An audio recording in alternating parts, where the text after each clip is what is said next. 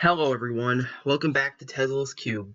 Today, we will be talking about the information given to us about Highway 35 World Race. Recently, the head of Starlight Runner, Jeff Gomez, answered some questions regarding Highway 35. If you don't know, Starlight Runner is a transmedia company that was contracted by Mattel to create the story for Highway 35. The questions Gomez answered gives us a lot of new information about World Race. And in honor of Hot Wheels' 50th anniversary and Highway 35's 15th anniversary, we will be listing the 50 things about Highway 35 from the head creator. In the words of Dr. Peter Tesla, the journey of discovery begins here. Number 1. The Scrim Corporation and the Silencers are basically one and the same. This is a long fan speculated rumor, so it's nice we get some confirmation about this. Number 2. This may surprise some of you, but Jeff Gomez does not like Acceleracers all that much, as Mattel took the universe of World Race and what he created into something that deviated from the concepts. However, he still appreciates it for what it is. Number 3. If Starlight Runner had a more active role in creating Acceleracers, they would have made a story about Vert and the other drivers trying to solve the issue of alien beings being divided on the speed of the vehicles that ultimately harmed Earth. Number 4.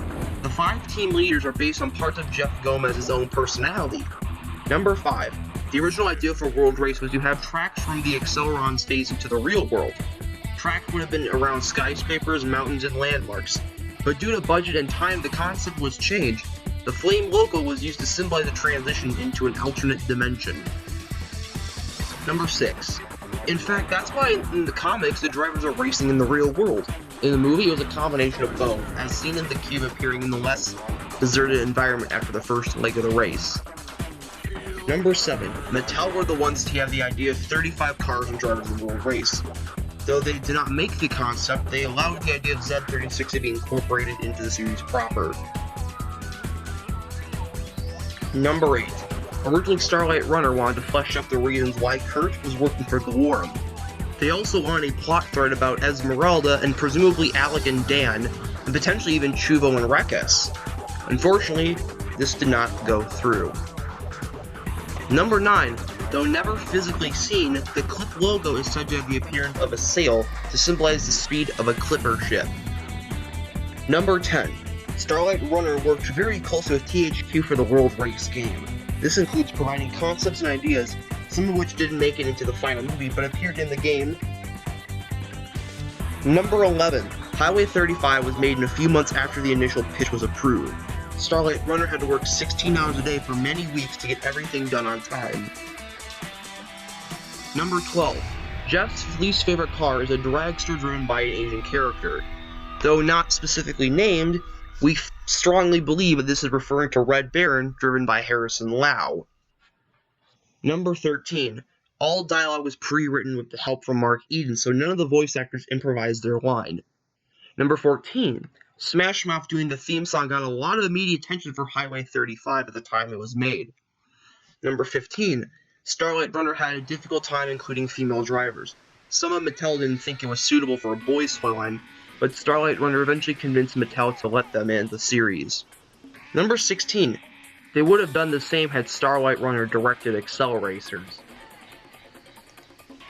Number 17. Speaking of Acceleracers, Starlight Runner was contacted to review material for the sequel of World Race.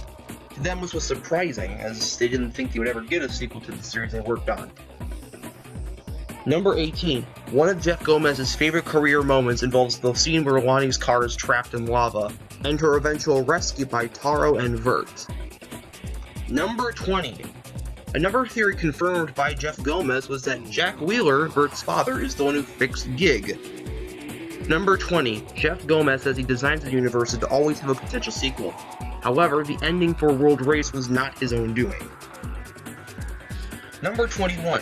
The name Highway 35 comes from Mattel, as it is the one highway that connects every highway in the United States, from Maine to California. Number 22. The World Race was a part of a name that was to show the unification of drivers around the world. This was done to heal and promote peace to children after the 9/11 terror attacks. Number 23. Hot Wheels City is considered the central point to the Accelerons world. Number 24. Though Jeff was sad to see Banji gone in Acceleracers, he did confirm that Banji is a silencer and stated that the action figure you can find in the photo from San Diego Comic-Con on sites like HobbyDB is indeed Banji. Number 25. The original intended ending for World Race was to explain everything going on with the Scrim, Clip, and the Wheel of Power. This ending was scrapped when Mattel wanted to change it into a movie that they felt would be quote-unquote less boring for children to watch. Number 26. A good portion of the story bible for Highway 35 was used in the virtual garage, including the DVDs.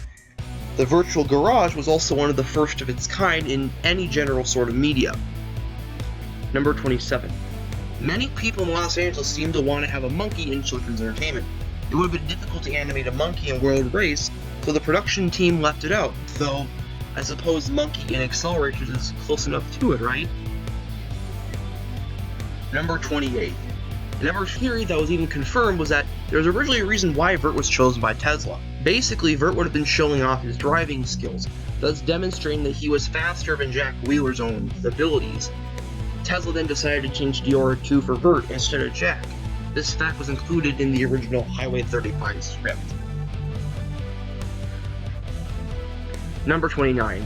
The Accelerons were planned to have some conflicting factions within them, but as Starlight Runner didn't create any of the story of Acceleracers, this idea never came to be. The Accelerons were also not entirely as dark as they were in Acceleracers. Number 30. World Race's realm were based on existing assets from Mainframe, as there wasn't much time to create new ones. These included the environment seen in the movie, and the dinosaur featured in the third act of the movie being a heavily modified model of Beast Wars Megatron, which coincidentally, the actor for him, David Kaye, would later go on to play Porkchop in Acceleracers. Very strange indeed. Number 31. An ocean leg of the race was cut from the movie as there wasn't enough time and budget. It is depicted in the comics, and makes a brief cameo as Vert's entering Hot Wheels City after beating the ice leg of the race. Number 32. Jeff has expressed interest in the idea of doing an art book for Highway 35, but this would depend on Mattel's approval. Knowing Mattel has released an art book based on He-Man and the Masters of the Universe, it could be possible they could do it, but again, we would have to see if they have interest in it. Number 33. Gomez always strived for stories that are more mature, and Mattel agreed with this when making Acceleracers. Number 34. Speaking of, Starlight Runner was surprised that Mattel were making a sequel for World Race, and Mattel contracted Starlight to review material for Acceleracers, though they were not involved for its production beyond that initial point. Number 35. Turns out, the DVD releases for the 4th and 5th episodes of World Race were affected by the full final movie's release, thus only getting a very limited release on a VCD video CD in Southeast Asia only. Number 36. The story Bible mentioned that Tesla had a retrieval system for any lost drivers in their cars. This includes Tono and Esmeralda. Number 37. Speaking of Esmeralda, the movie hints at her and Krakatoa having a relationship with one another. Jeff believes this as well. Number 38. Mainframe adapted the character designs by Starlight exactly, the main exceptions being the helmet, which can still be seen in the comics, and characters with longer hair being reduced to having shorter hair to accommodate the budget. Number 39. Jeff was just as surprised as many when he saw the Acceleration redesigns. Mattel wanted to go with the older graphic for Acceleracers more than it was for Highway 35, and this of course had ultimately led to one of the biggest complaints about the show's art direction. Number 40. The Wheeler surname was Jeff's choice. To him, the original Jack Wheeler in 1969 Hot Wheels cartoon is the grandfather of the Jack Wheeler in World Race, thus making him Jack Wheeler Jr. Number 41. Taro Katana was named after Jeff's karate instructor, Toyotaro Miyazaki, who taught Jeff and his friend around 1970s and 80s. For number 42.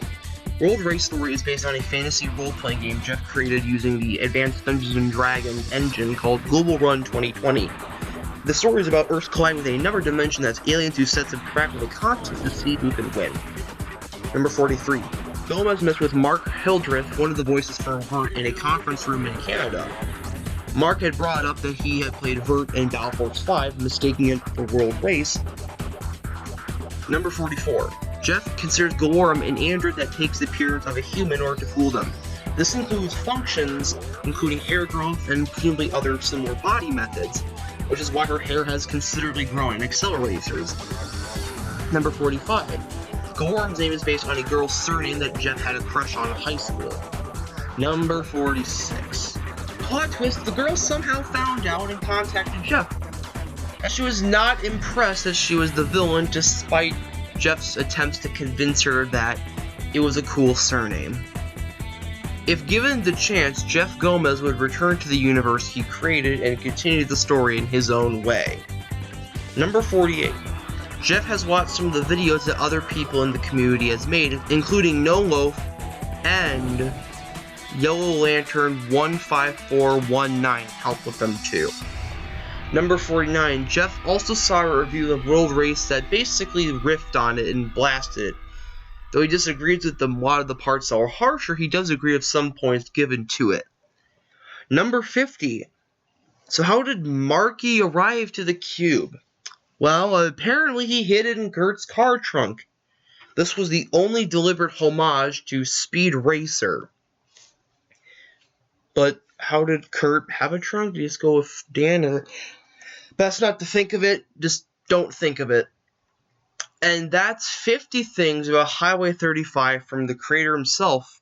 Interesting stuff, right? The AMA is linked in the description if you want to read it fully.